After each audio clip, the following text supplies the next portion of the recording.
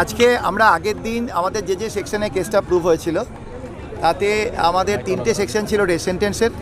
আমরা আগের দিন ইলাবোরেট আমি হিয়ারিং করেছি এবং লার্নেড কোর্টকে বোঝানোর চেষ্টা করেছি যে এটা rarest of the rare case এবং এটাতে ফাঁসি হওয়া উচিত। আমরা প্রেয়ার করেছিলাম ফাঁসির জন্য। আজকে লার্নেড কোর্ট যতগুলো সেকশন আছে তার মধ্যে 2টো সেকশনে ওকে ডেথ সেন্টেন্স দিল। একটা হচ্ছে যে মার্ডার আর একটা হচ্ছে আমাদের section 6 of POCSO act, অ্যাগ্রেভেটেড sexual offence এবং অ্যাগ্রেভেটেড পেনিট্রেটিভ সেক্সুয়াল অফেন্স।